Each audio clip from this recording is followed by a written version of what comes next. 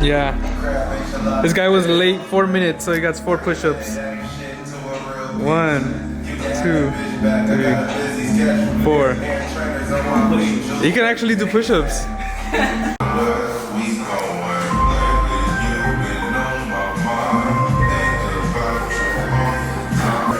How long ago did we do this one? Like 5 months ago. 5 months ago? 5 months ago. And then this one? About a year ago. A year? The San Carlos? Yeah, the San Carlos and the Dove. And the Rose Grease there. That's covered up to 13. Oh yeah, we covered it up, huh?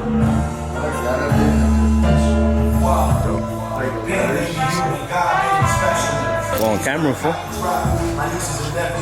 So we're working. The fucking sack? What is the tattoo I just did? Staring in your eyes, I think I kinda lost myself. Your love paid the price and the cost was felt. Oh, that guy. I thought Ruben was gonna pick him up. Is that guy is Porgerio? What is What's up with that guy? They age. The homie that get to see on the hat for the Cagon? Help him out, clean up the papers. Food. That's 6 push-ups. That's 6. I've never seen a black person. That's 6 fucking. Your punishment, you have to grab a bare hand. No, I thought it was a white guy doing black, doing fake Porgerio. Okay. Yeah. Can I see you real quick? I was really a good dude. And, getting chased out of school, getting shot at all the time. Like, fuck it, I'm damn if I do, damn if I don't.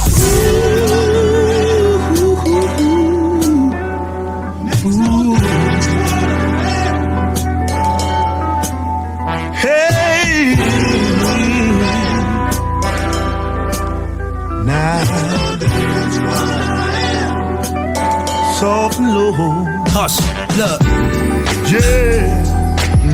you know, shit can change your life, my nigga. Take you a long way, you know. Gotta dive in here first, though. Give what you got. Be a fool to let it pass you up, nigga, if you got a shot, though. You know, Rap. tell you how I did what I did, you know. Neighborhood, Slaughterboard, so for the ones that don't know, it changed my life. Took me off the block, now my change is right. I've been a fool, just let it pass me by. If I was still on the block selling sacks and highs, industry's going hand in hand. Now I hit the stage, the whole crowd love me. Mama see me on TV, she's so proud of me. Happy I made it. It changed my life. Took me off the block, now my change is right. Back when we used to ride Schwinn's, GTs, Diamondbacks, we was like 10. Nighttime city lights was so exciting. Alright, what's up everyone? So we're back with a new video. For this video, I will be talking about the last couple of tattoos that I did. So I tattooed Monday through Friday, and that's usually my schedule, Monday through Friday. Weekends, I'll work if I cancel an appointment or if I'm just feeling like tattooing on the weekend. So I leave them open. And I did that a couple years ago just because I wanted more time to be around people and have more fun on the weekends and do things or whatever. So for Monday, I think I did, let me see, I did a rose with some lettering. Tuesday, I did the LA skyline buildings with the First Street Bridge, which is in Los Angeles also. And then for the third day, I did the lower part of the upper arm. So this part right here, which is basically the cavalry crosses, but I switched it up. In the middle cross, I did like a wooden cross with like a drape around it. And on top is a line that I did probably a couple months ago. And then the day after, the fourth day, I did a dove, which was also a returning client. The dove was, it had like rays and stuff. And then for Friday, I did a warrior, like a knight, which I also was a returning client. I did in the front. I did in the past, I did a San Judas and a rose. And the rose was a cover-up. So for the lettering, I drew it on paper, graph paper. I drew it out, showed my client. He liked it. So I put that together with a rose that I also found. And it's basically my style, my lettering, the way I do my things. It was a pretty cool spot. It was his mom's name. That was a pretty cool tattoo. I thought it was pretty fun to do. And then Tuesday I did the buildings, and the buildings, they took a while. It was very tedious, and I kind of get bored doing those because it's very repetitive. So when I'm doing stuff that's very repetitive, I get kind of bored. I like to just move around like on certain tattoos and be able to do different shades and different things. But for this one, it was very repetitive, so it got boring. And those are the times where like you kind of get in your head and you got to put like positive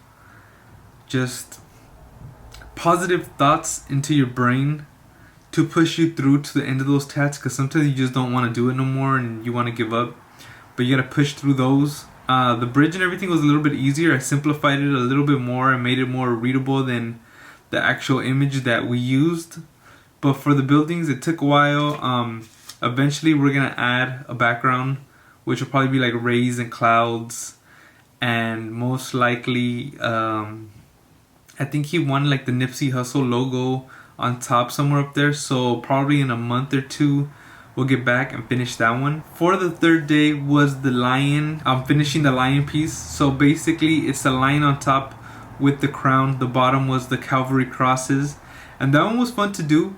I got so used to using my Sol Nova machine, and I was actually using the Bishop shader, and it felt very slow and it felt very weird compared to my Sol Nova. But honestly, I would probably switch with my Sol Nova and my Bishop shader for different things. I feel like the shader, you could get very smooth tones if you're not trying to be too rough with the skin. I would honestly recommend the shader. And then Sol Nova, if you're trying to tattoo a little bit faster, get black in there fast, get your lines in there, I recommend that. But a good mixture with the shader and the Sol Nova it'll be a very great tattoo, honestly. I would recommend it if you're trying to look for some machines you can mess with, but that's what I usually use. And I feel like for the most part that the ending of that the line, the bottom part, the Calvary crosses, it was pretty simple, pretty cool, pretty fun one to do. The lion, the more I look into it, I feel like it's probably the best line I've done so far because everything healed up very good. Hopefully in the future we get some more lines and they come out even better than this last one. And then for day 4, we did the dove. Found a dove, basically, stenciled it out. I put the rays on Procreate and I put it together, printed it out, then stenciled them. And just with like any other tattoo, I outline everything, come in with my tones, build everything up, do what I have to do.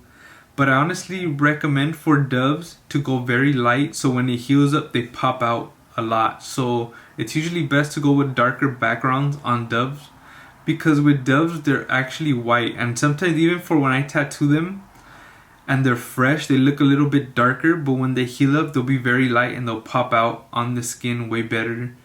And you gotta be careful with stuff like that, because sometimes a lot of people like to go very dark with certain images, and obviously with doves or whatever type of things that you are doing that are very light, you need to go with a darker background and leave your tones very light and leave a lot of skin open when you're tattooing things like doves or anything light, a light flower, whatever it is. And then let me see.